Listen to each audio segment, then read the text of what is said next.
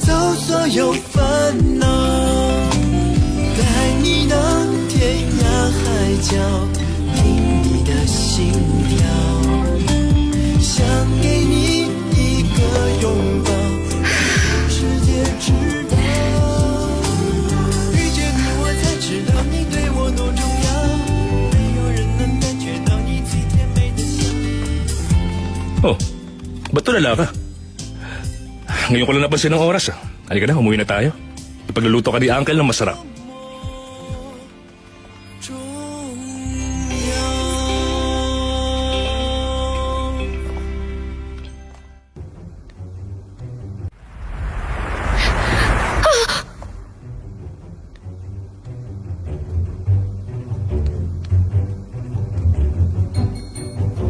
Shaoling! Shaoling! Shaoling! Shaoling! Shaoling! Shaoling! Shaoling! Shaoling! Shaoling! Ano bang problema mo? Hindi ko kasi alam to eh. Hershey, pwede bang pakikuha yung bedsheets? Busy ako. Ito, paano ba yan? Naku. Lagot!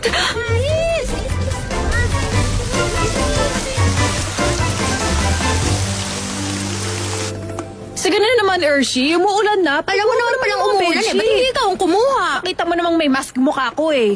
Eh di sisisi na lang. Kumakainis naman eh. Nandiyan na. Bilisan mo naman, Shaoling! Oh my gosh! Maraming salamat, Weiwei. Salamat talaga. Grabe, umuulan na. Hindi niyo pa rin kinuha ang bedsheets. Shaoling kasi.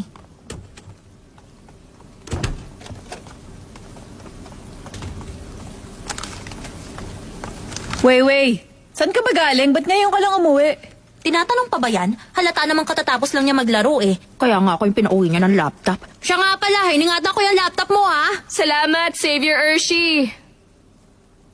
Narinig niyo yun? At speaking of savior, alam niyo may tinulungan kaming tao kanina sa shop pero kami pang napahiya. Sino naman? Si Meng Yiran. Meng Yiran? Weiwei, kilala mo pala si Meng Yiran, pero hindi mo siya nabanggit. Hindi ko siya kilala. Nakita lang namin siya ni Hershey dun sa electronic shop kanina. Sinasamantala siya nung may-ari. Wala kasi siyang alam sa hardware, kaya tinaasa ng presyo. Hindi ako nakatiis, kaya tinulungan ko siya. Halata namang tinutulungan mo siya. Alam niyo ba kung ano sinabi ni Yiran? Nako, miss, maraming salamat ha. Alam ko namang hindi naloloko ang may-ari nitong shop. At isa pa, business to kaya natural na nakumita ang may-ari. Ha! Ang yabang talaga. At hindi lang yun. Nagmukha tuloy kaming kontrabida sa harap na may-ari kaya pinalis niya kami. Hindi tuloy kami nakabili ng pyesa. Teka, Weiwei. Paano na ngayon yung laptop? Mahal magpalit ng motherboard. Bahala na. Baka ang gawin ko, sa online na lang bumili ng capacitors tapos ako na lang gagawa. Ano? Capacitors? Alam mo, computer science din ang major ko. Pero feeling ko hindi pareho ang pinag-aaralan natin. Naguguluhan na talaga ako sa iyo, Weiwei. Bakit ba ganun ang mood niya? Kasi... Paano kasi hindi siya tinadalaw ng boyfriend niya? Ha? Dito ko lang nilagay yun kaninang umaga. Yung game notes ba yung hinahanap mo, Weiwei? Nakita mo ba? Ito ba yon? Kiss nga. Nagtataka lang ako, ba't gusto mo laging hawak yan? Ano bang meron dyan? Maliban sa pag-aaral, paglalaro ng games, pagsusulat, may baka pa bang ginagawa? Wala na. Masaya lang akong ginagawa to. Huwag mong malitin to. Malay nyo, balang araw maging game designer ako sa tulong nito. Malay nyo rin, makapagtrabaho ko sa Feng Teng Company o kaya maging game designer ng Chinese Ghost Story. Aray! Hindi talaga kita maintindihan. Yung iba pang palipas oras lang ang paglalaro pero ikaw kasama talaga sa plano mo yun? Ang talino mo talaga, di tulad naming normal na tao.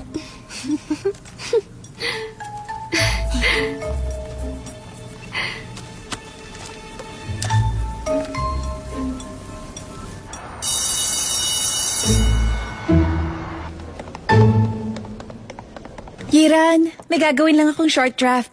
Wait lang nga, saglit lang to.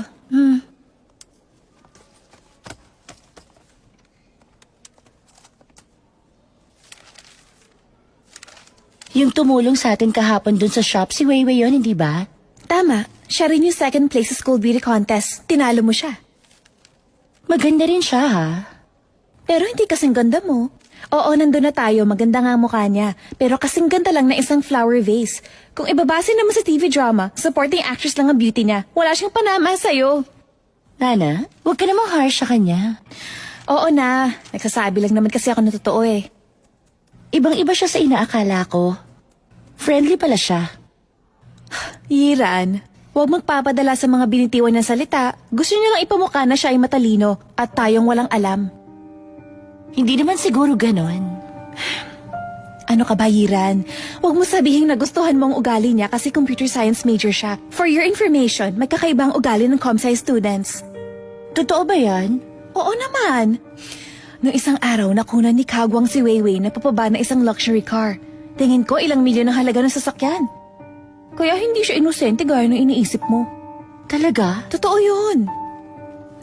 Speaking of the devil, Kagwang, ipakita mo nga kay Yiran yung picture na pababa si Weiwei sa isang luxury car na nakuna mo na isang araw. Paano mo nalaman yun?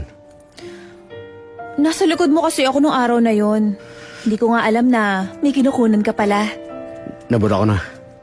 Binura mo na? May gusto ko siguro sa kanya, no? Kaya pinoprotektahan mo siya. Nagpapatawa ka ba? Hindi ako magkakagusto sa ganong klase. Yiran, narinig mo naman ang sinabi ni Kao. Kaya wag kang papaloko kay Weiwei. Isa pa, pakitang tao lang yun.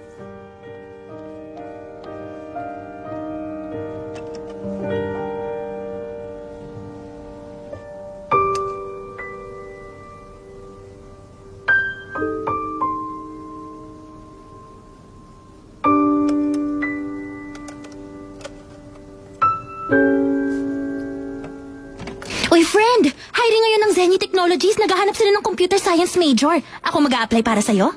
Sige, tamang-tama yan. Maghahanap din sana ako ng summer internship. Isabay mo na si Xiaoling at si Sisi. Okay.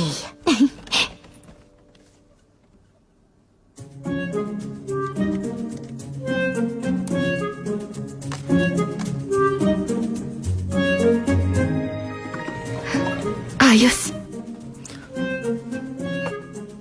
Talagang napagana mo yung laptop? Kapag nasira ang laptop ko, ikaw rin ang gagawa, ha?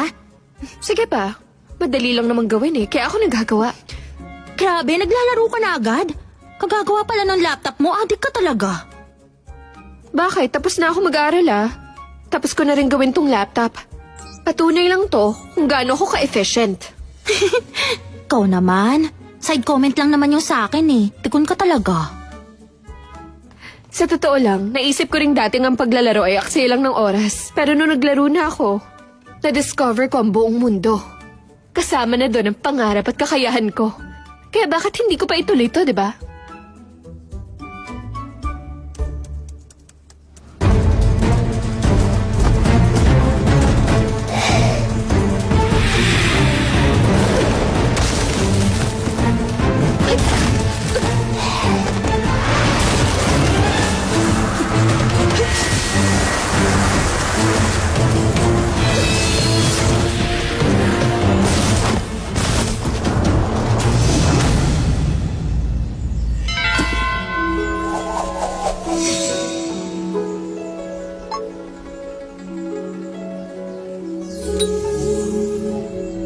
Weiwei, pumunta ka sa Stone of Three Lives. Tapusin na natin ang partnership natin. Pero bakit? Pasensya na. Huwag mo nang alamin kung bakit. Bibigyan na lang kita ng equipment bilang kabayaran. Ano yan, breakup fee? Hindi na kailangan. Papunta na ako. Kita tayo.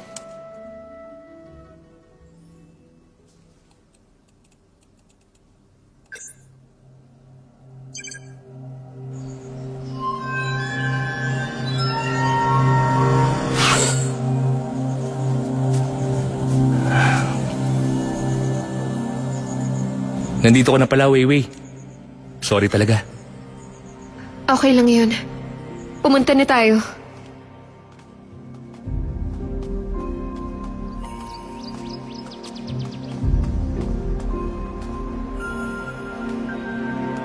Ngayong gabi, ang buwan ay maliwanag. Mawawala kaya ang pagmamahal at galit? Sa pagkatunaw ng buwan, mangyayari ang pagbabago. Ang tadhana ay mahirap hanapin.